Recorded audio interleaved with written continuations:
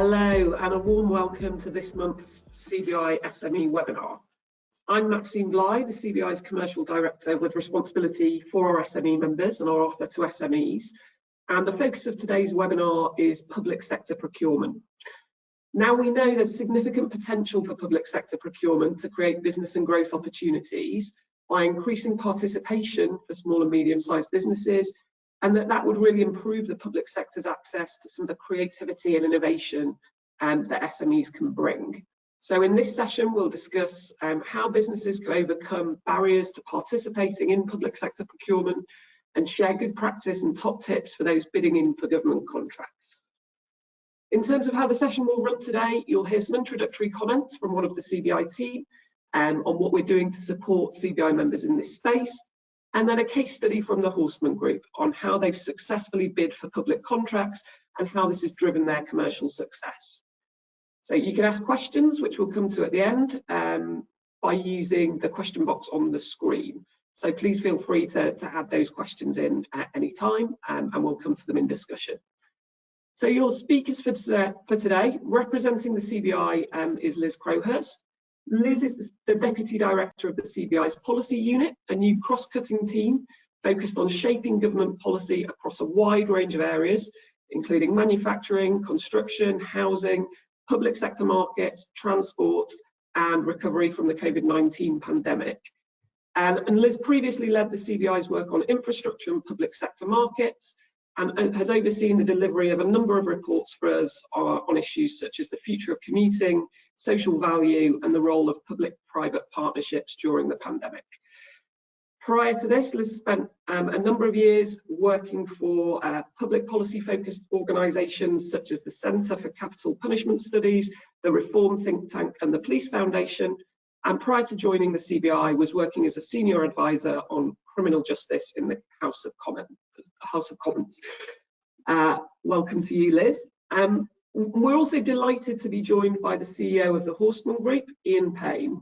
So Ian leads the Horstman Group. So they're an SME headquartered in Bath and now owned by Renk. Their focus is armour vehicle mobility, and they design, manufacture and test suspension systems for platforms like the UK Challenger tank.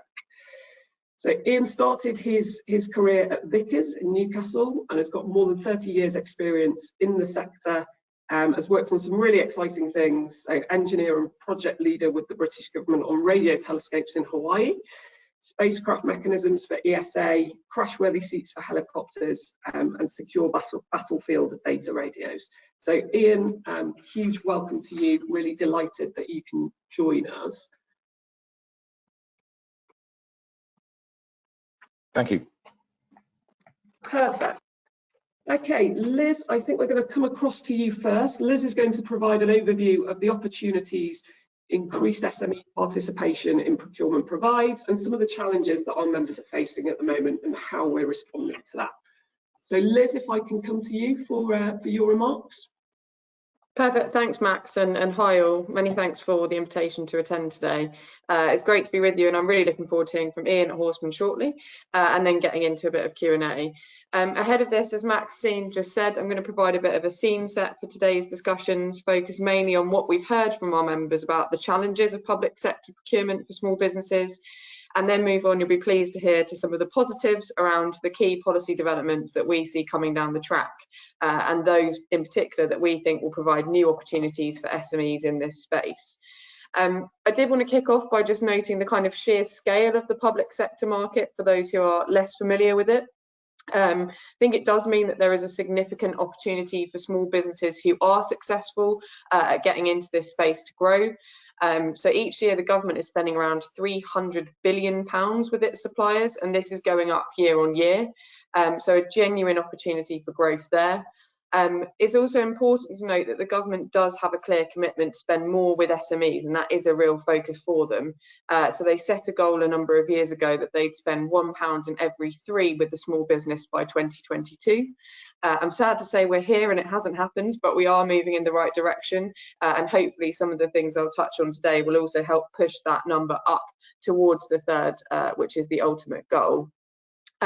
Last year we were around 27% spend with SMEs, so we're not too far off, but there is still more to do, and that's certainly a key focus for us here at the CBI. What I would say is that we've seen a slight backward step because of COVID, with obviously larger contracts around things like test and trace going to larger suppliers, but we do think there's an opportunity as we come out of the pandemic to move back towards increasing spend with SMEs. And one other thing just to note is there's obviously a huge variety of contracts on offer. So whatever good or service you're providing, there is likely to be some opportunities in the public sector. However, as Max has already alluded to, there are some challenges for small businesses who want to work with public sector bodies, and our previous research in this area actually found that only around a quarter of SMEs thought that government contracts were becoming more accessible, and that was over almost a 10-year period. So there had been a bit of stagnation in terms of policy progress there. I think one of the main challenges that we hear from our members is actually just identifying what the opportunities are can be quite challenging. I mentioned how diverse the sector is. You've got schools, hospitals, local authorities, as well as your kind of ginormous central government departments like HMRC. And it can be really difficult for SMEs to even understand what the opportunities are and when those are going to come to the market. There are lots of public sector tender portals. Obviously, Contracts Finder is free, but some of them charge a fee. And also the kind of proliferation of these types of portals means it can be hard work just to keep on top of the opportunities coming down the track. And I remember a member telling me not too long ago that there had been a contract literally less than a mile away from their front door, and they didn't even know that it was coming to the market because it hadn't been advertised where they were usually looking. So I think there's that kind of general awareness challenge that SMEs do find, particularly if you're looking to work with a wide variety of public bodies. Next, if you do find the opportunity, I think the next challenge for smaller businesses is understanding the process. For businesses who are not used to working in a kind of regulated way, actually there are a number of different procurement procedures. There can often be a number of steps involved in bidding for a public sector contract, and that's pretty confusing and daunting if you haven't done it before. So we've been kind of making the point to government that there needs to be a lot more awareness raising around how to contract with government and where to find those contract opportunities. I guess that brings me nicely onto the potential first step, which is yet another barrier for small businesses, which is the pre-qualification process, which can often be part of tendering for a public sector contract. Businesses always tell us that these are overly bureaucratic, repetitive, and also I think the main frustration is that they're often not that linked to the contract, so there can sometimes be no obvious benefit to all of the hard work that a small business is putting in. We're also seeing that that's not really improving over time. So around 90% of SMEs that we've surveyed had said that the number of questions they're being asked as part of pre-qualification by public sector organisations is not reducing. And if anything, it's increasing. So again, that adds to the cost of actually bidding for a public sector contract. And it is something that we've worked quite closely with the government on, particularly in the kind of built environment space over the last few years.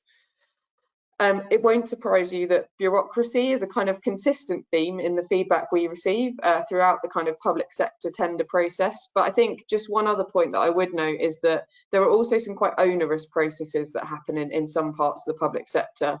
So that can be significant insurance requirements, it can be financial requirements. And again, this can be sometimes prohibitive or just challenging for small businesses to meet. So I think we've also been pushing the point that it's not just about cutting red tape and process, but it's also about thinking which are the points where a small business might fall out of a tendering process because they can't tick the right box on that occasion.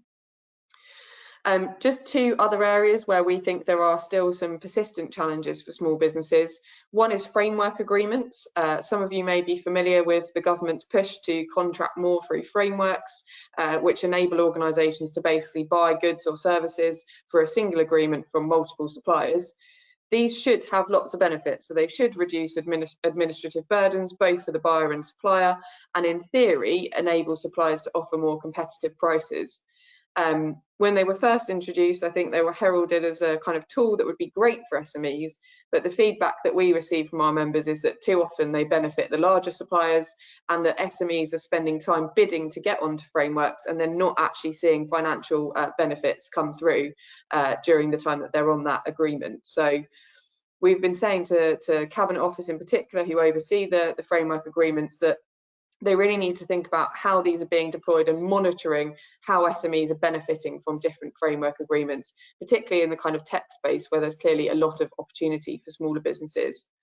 And our research that I've mentioned a few times found that only around 20% of SMEs thought that framework agreements were working for them. So a pretty poor feedback score on that policy development.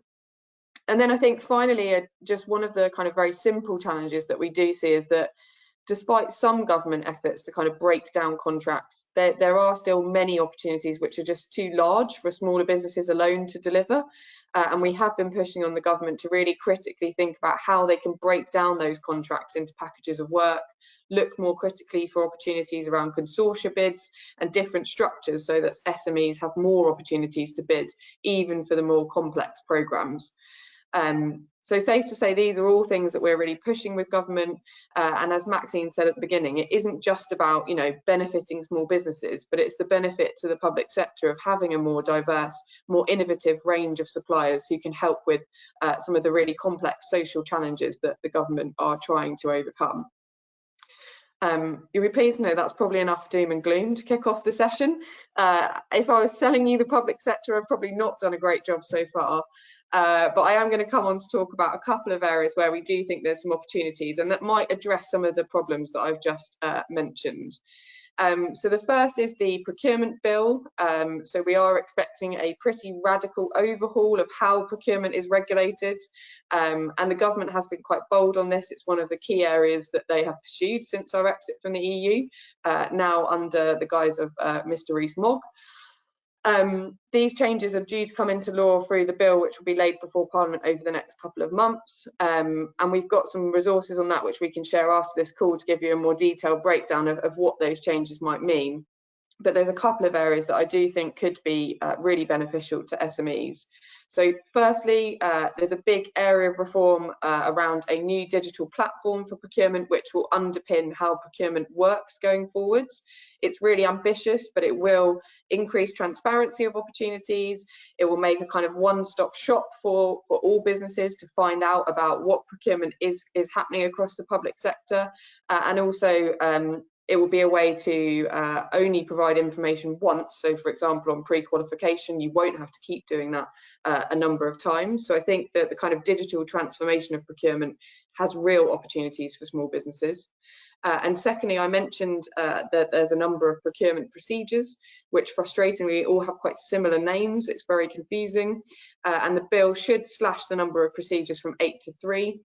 And introduce a more flexible procedure, which will encourage more dialogue with suppliers, which again, we think is a real opportunity for small businesses to underline what they can offer and start working more collaboratively with public sector customers. So the bill will hopefully be laid before Parliament in May, which means that hopefully by the end of this year, beginning of next, we'll start to see some of these changes coming through into practice, which is really exciting for all of our members, but particularly for our smaller businesses.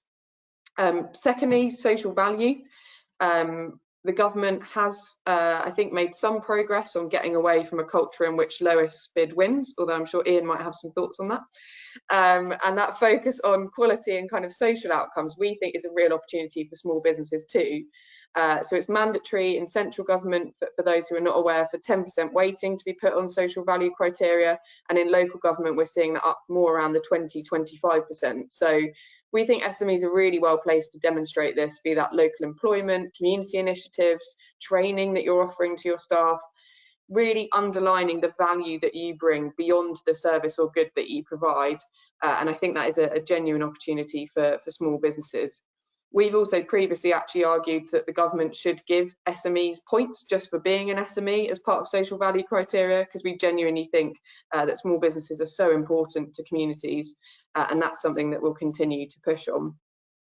And then finally, just on opportunities, there are some really positive small business initiatives going on across government. So We're working closely with Liz Barkley on issues around prompt payment and the prompt payment code to help get more cash flow into small businesses. And she's incredibly passionate and strong-willed about making a change in that space. And we're also working closely with the Small Business Crown representative, Martin Trainer, who's developing a kind of tell us once service for SMEs so that you can really start to reduce the admin burden on businesses who want to work more with government bodies. Finally, I think the last thing I would say, if I have put you off and you don't want to publicly work publicly with government bodies, there are still ways to benefit.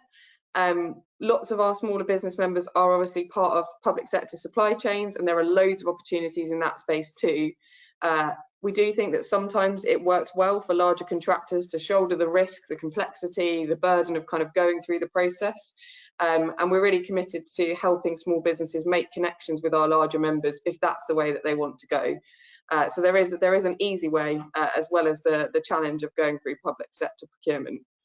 I think that was all I was going to say, just by way of scene set. As I say, very keen to kind of hear Ian's lived experience of what I've just described, and then look forward to hearing some of your questions. Thank you very much, Liz. Great summary of the challenges and hopefully some optimism there around the solutions and government trying to be solutions focused around it. Radical overhaul always sounds good. So Ian, it would be great to come to you next just to hear about some of the opportunities actually that government procurement and working with government has presented to you, but also your experience of sort of navigating some of the challenges that Liz has set out. Thank you very much, and hello. And thank you for that lead in, Liz and Max. The experience from the Horseman perspective is clearly one that in the defence sector. So my public procurement experience is very much defence and manufacturing based. We do offer some services, and I'm sure that some of the opportunities and trials and tribulations we experience are relevant across similar highly regulated sectors like the medical, like a lot of other public procurement sectors. So I'm hoping that our experience is useful and has good read across. And actually, before I talk more widely, there is some good news at the end of the tunnel. We are currently operating a couple of very good UK government contracts direct to government, and that's actually been a really good success story from our perspective. So it can be worth the difficult journey to get there, and there is certainly a benefit to a business. So a little bit about Horstman. We're an armoured vehicle supplier, about £25 million turnover, so on the bigger size of SME obviously than many of the micro or small businesses. We have about 120 employees in the UK, and we have a factory with our own design engineering and our own manufacturing. So we have a lot of control of our own intellectual property, and we are experts and very passionate in what we do. And I think that is a truism across many SMEs, and it's something that government, I think, do recognise. The agility and passion of an SME is a feature that the government procurement officer wants to benefit from. They appreciate that we do bring something to the table that might be more responsive, might fix problems faster, might be more agile. So there is a real offering to government that an SME can bring in delivering service. Horstman technically is not an SME anymore because we were acquired by a much bigger group in Germany, but actually our UK platform is still very SME sized, and we were absolutely an SME for the last couple of decades where I've been running the business. So I can very much hum the tune to the SME song. So Horstman's experience, I mean, the business reshaped itself in the 1970s, where it was very dependent on UK government work, and actually became very much an exporter in the 1980s and 90s. And that was in part because the UK defence procurement market had stepped away from the kind of products we make. So it wasn't a deliberate government decision per se, but just the fact that our our market opportunities were elsewhere. So we spent the last 20 or 30 years really working in the export field and with large prime contractors around the world. So most of our business is to be honest, business to business, where we're dealing with the likes of BAE or Babcock or General Dynamics or Lockheed Martin and their counterparts in places like Singapore or Japan. What that does, and actually it comes back to a point that Liz raised, working with those prime contractors is actually a good gateway experience over time to working ultimately into government directly, because the large prime contractors are seeing all of these public sector requirements. They see the contractual terms and conditions and the pre-qualification questionnaires, and more or less they flow those down to these subcontractors, the primes. The primes flow them down to their suppliers. So over the years, Horstman has become more and more well adapted to thinking like a business that is going to work into the public sector, and I imagine also that will be similar if you're an SME supplier of services into the Department of Work and Pensions or into the medical sector. You become, almost by a process of evolution, a little bit more fit for purpose for chasing that work, because over time you get used to the terminology, the jargon, the kind of questions that get asked, and you build up expertise in responding to them. Now, if you don't want to wait 20 or 30 years while you slowly build that experience up, and you want to do it like right now, then you do need, I think, to work through bodies like the CBI and other partners, or potentially just friends, associates, allied companies, because it may be that in responding to a bid, you need to bring on a bid and proposal specialist to just help you through some of the sort of mammoth amount of paperwork that you might need to churn through in a couple of weeks. And even businesses like Horstman do that. And I know that the prime contractors will often have to staff up a response team temporarily to meet a public sector requirement. So it is something to be aware of, and I think it's important to build up that awareness in advance, so that when the proposal, the invitation to tender hits the doormat, if you get to that stage, then you're ready for the intensity of what is required. But that brings me back to the benefit of being an SME is that typically we are agile and responsive, and we can make fast decisions. And that means that you don't have to work through your own internal processes just to pull together a bid team. And potentially a key benefit that a very small business has is that the business partners, often owner managers, they know everything about their business. So actually, when you respond to something like a PQQ questionnaire, the bigger business has to send out a search party to go and find out some of this data, because they can't remember what their, what's our insurance liability, and you have to go to the department that does insurance to tell you what your liability is, and so that process takes time. A small business has probably got it all in one filing cabinet that's right next to the owner's desk, and so actually you have an advantage over a bigger business in actually really understanding with a deep passion what it is you do and how you do it. And I believe that Horstman's success in coming back into some UK government opportunities has been based around that. We know what we do, and as it happens, what we do is what the customer wants, and so actually explaining it becomes relatively straightforward. And the advantage, having then gone through that process and being on contract for a direct to government contract, is that the process does result in fast payments on time. There's very little delay in payments. That kind of cash flow point is very critical to a small business. And slightly to sing the praises of government procurement, despite the bureaucracy and the other challenges, the one thing I would say is that it is generally very transparent. It might be confusing to understand what is being said, but that same degree of paperwork is going to everybody. Everybody's getting the same message. You're on pretty much a level playing field there, and more or less, when government says it wants to do something, that is what it is going to do. And our experience in the export market particularly is often a lot less a lot less clear than that. So actually just trying to understand what the customer is going to do in an overseas direct-to-business relationship is actually quite difficult. And I would say an advantage in the public procurement space is that you have a pretty good chance of understanding what the customer says they want. There can be challenges where what the customer, the procurement officer within government has been told to go and buy might not actually be what the end user wants. So, you know,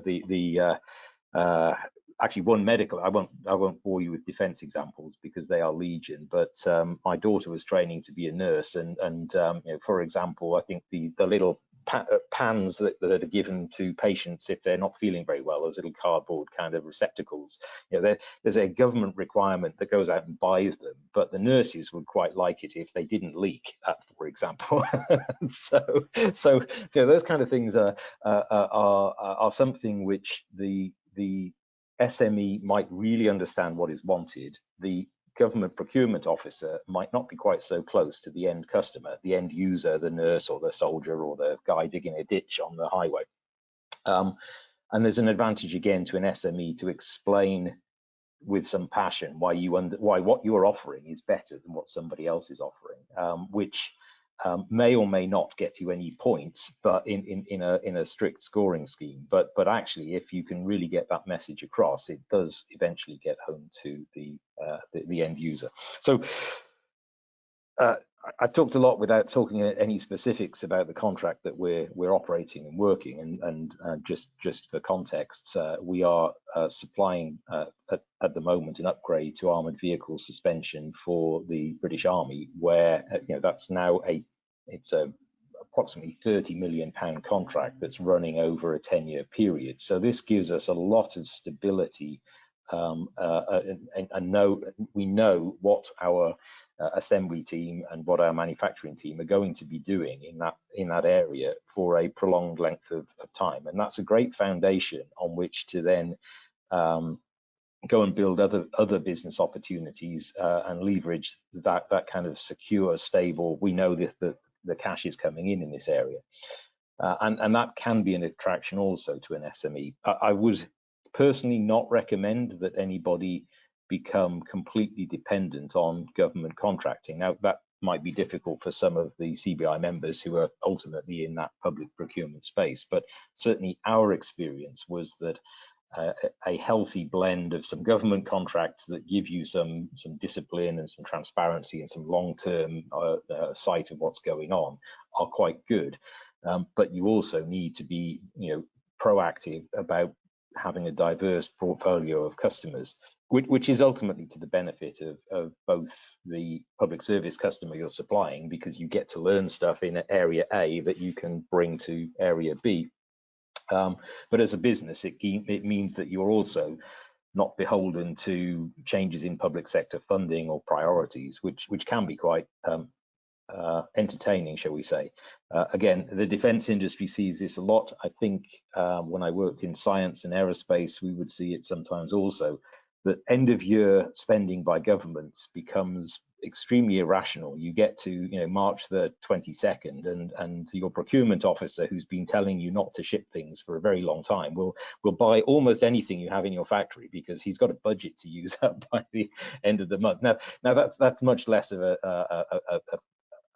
perverse practice here in the UK, where we often have multi-year programs, multi-year budgets, but we have as a business seen that in some of our overseas customers where they have a real use it or lose it kind of philosophy. Again, as an SME, you can understand and manage that because you might have thought ahead and be prepared with some things in your, you know, we have some things we know you're going to buy at the end of the month, and that's what we've got ready as an offering. Again, a good example of having a passion for your product, kind of ultimately benefiting the end user. I've probably talked for my 10 minutes, so I'll hand back to Liz and Maxine. I'm happy to take any questions. Brilliant, thanks, Ian. Really good to hear you set out sort of some of the advantages of actually of being involved as a government supplier, and for for SMEs to really think about how they can sort of draw on their own strengths if they are looking to take on some of these opportunities. So maybe if we come to some questions now, Liz, maybe one for you to start with. What do you think the key levers are then in terms of enabling SMEs to engage better in public procurement? What are the things that that can be done? Yeah, no, and I think it kind of reflects back on what I said the challenges were, but I think if I was to pick three, the first thing would be kind of simplicity. So let's get rid of as many barriers to entry as possible, so that you're at least giving small businesses the opportunity to get to the tender process. You mentioned the word kind of enabling, but I think it's also about engagement. So making sure that there's a dialogue between public sector bodies and SMEs who are providing the goods or services they know they're going to need. As Ian said, often the government has a clear plan of what they want to buy, so they should be engaging with SMEs as soon as possible. And I think it's also about taking on board SME feedback. So where public sector tenders aren't successful in attracting small businesses, those bodies should be going and talking to the businesses that didn't bid or dropped out of the process to understand why and how they can get them involved in future. And then the final bit, I guess, for me is around recognition. So how do we make sure that public sector procurement processes do recognise the value that SMEs bring? And that could be, as I mentioned before, through the social value focus that we're starting to see, but also through, I guess, the amount of focus that's put on innovation, which at the moment often is kind of a byproduct of public sector procurement rather than embedded within it. So I think if you got all of those three things right, you would see a genuine uptick in the number of SMEs who are at least engaging with the public sector procurement process. And the only thing I would add just to what Ian was saying on kind of the positives of being part of the market is during COVID, we got a lot of feedback from our members that being part of the public sector sheltered them from some of the drops in spending that private sector bodies were kind of doing at that time. So there is also that kind of stability benefit of having public sector contracts. And I think that could be emphasised more to smaller businesses. Great, thanks, Liz. And maybe sort of a similar question for you, Ian, but what would you like to see government sort of do more of to support SMEs? What could be done better? Okay, well, I have a very long list, but I'm conscious that actually for most of the members on the seminar, they're probably on the other side with their own long lists of things they'd like to see done better. So, but for almost turning that question around slightly, things I'd like to see government do better are also things which I think an SME bidding for public work needs to think about how they present themselves and be kind of responsive to. The biggest ones actually. Making sure the government making sure they have actually thought through what it is they want. So they want more SMEs, they want more diverse supply chains. Now, if I just use a purely day-to-day example of recruitment, if as a manager I've decided I want to increase the diversity of my workforce, but then I'm horrified when somebody turns up for a job interview in a purple jacket with orange hair and immediately say, well, I don't want that person because they don't fit my mold, then I haven't thought through what the consequence of what I said I wanted. So I think government do need to recognize, and I know that they're trying to adapt this way, that in asking smaller and more diverse businesses to come to them and be part of the supply chain, they have to be prepared that the smaller businesses are smaller and more diverse. And one of the things that I've seen overseas, particularly done well in Canada, is mentoring and coaching by the government procurement officers. So to actually, over a period of time, spend the time to talk through and develop a robust supply chain.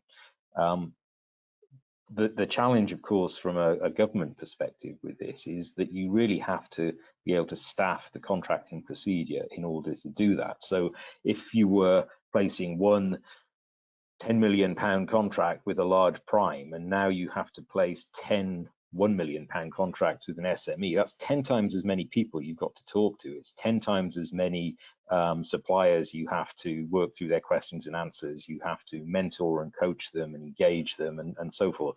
And e-procurement is a potential multiplier effect that lets you get some of the kind of the sausage machine side of a procurement process handled, but actually being very aware that if you want to have lots of small SMEs bidding to you, you have to have enough contract officers who are trained and competent and to deal with an SME. And by competent, I don't mean that their government procurement officers aren't already competent, but the competence to deal with an SME is to actually understand what it is they're talking about. When they talk about cash flow problems, many small businesses will be 3 payrolls away from closure. They don't have the resources of a Babcock or a Siemens or something like that to fall back on. So you just need to understand and have walked in their shoes as a government procurement team. So those would probably be my biggest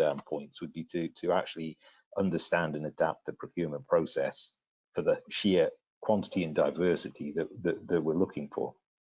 And thank you. Yeah, absolutely. I think what you touched on there, Ian, at the end, really picks up on one of the questions or comments really that somebody's put in the chat, which is around government and those responsible for public procurement really understanding SMEs and getting out and maybe seeing what they have to offer. And the question is, could they do more maybe to go out and actually see on the ground how some of these businesses operate, what they can offer, rather than be reliant on a sort of paper-based procurement form. So Liz, I don't know if you've got thoughts on that, and whether there is more that government could do to actually get out there. I mean, in short, yes. I'm sure they could do a lot more. I think the challenge just goes back to the kind of capability and capacity point, which is there's over 4,000 kind of commercial people just in central government. And those are, a mere kind of drop in the ocean compared to when you look across all of the local authorities and other bodies that will be procuring from businesses. How you manage to kind of give them the time and space to get out and do that kind of activity, I think is quite challenging, particularly when we know, like in local authorities, sometimes people are doing procurements as a kind of addition to their day job. So I think that is the number one challenge, is how do you get government investing more in procurement and recognising that actually it is a good investment, because that's where you get your kind of value for money, and that's how you drive up standards in government procurement. It's definitely something that we've been pushing on for some time, is that we need more investment.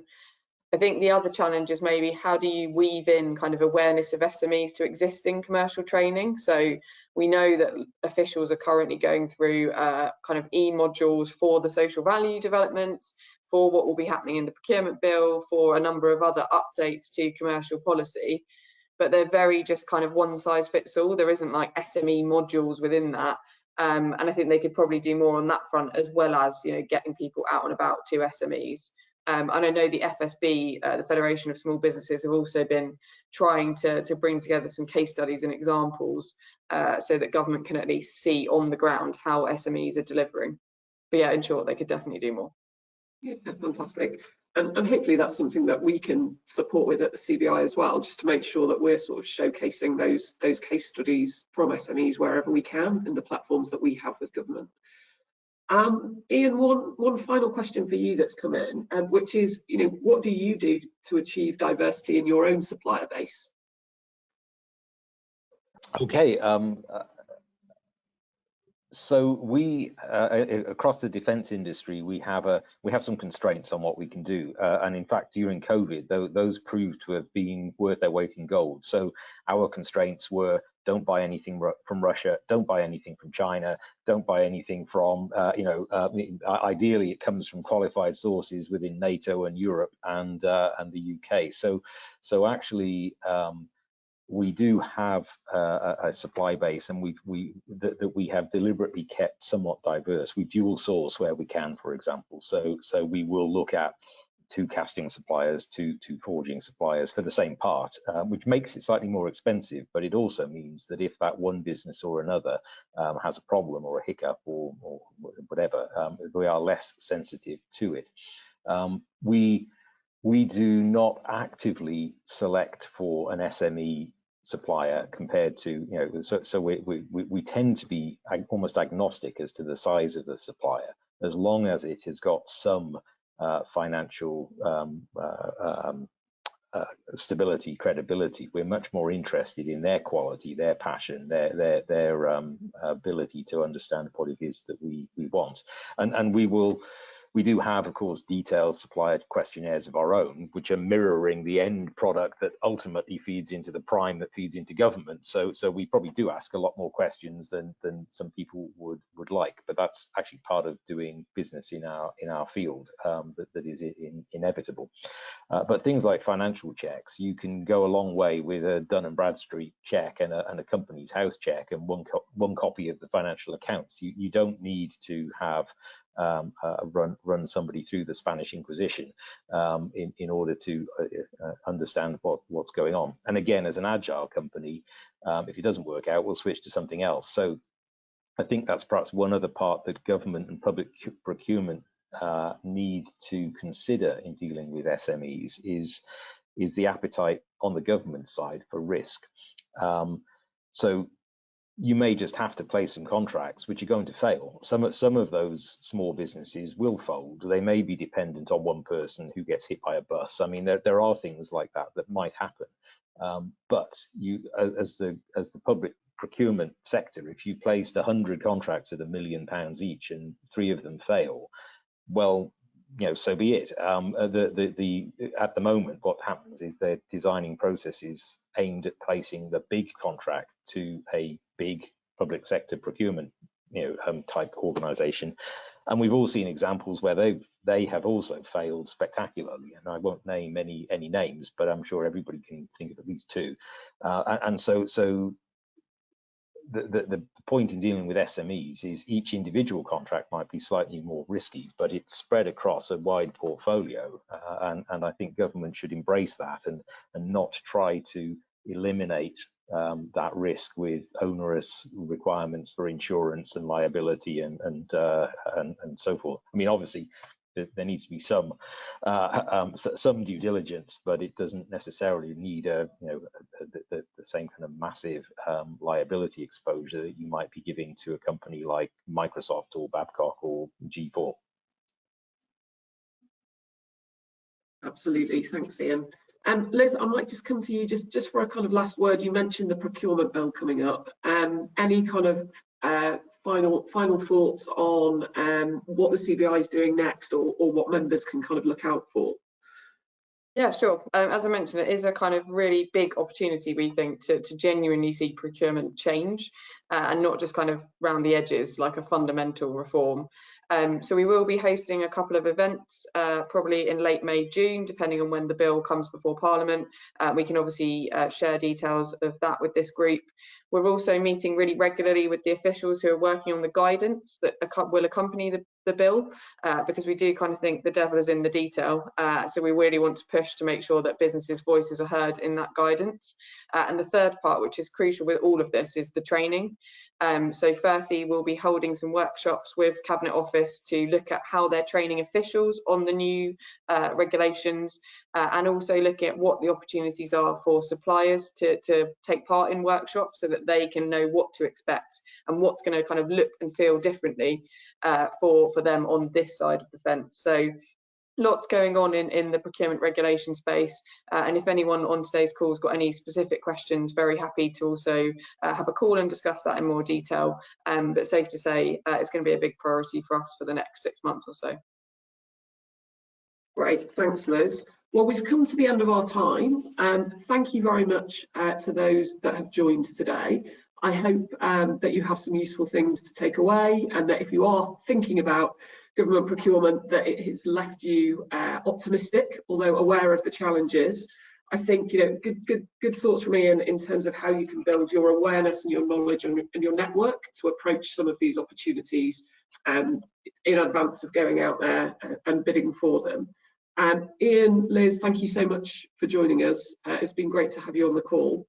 Thank you. For those in terms of coming next month's webinar will be on cash flow, which we know is a really significant issue for SMEs at the moment. You'll be able to sign up for that through the follow-up email to this webinar today or via the SME team. But again, thanks for joining us, and we hope to see you all soon.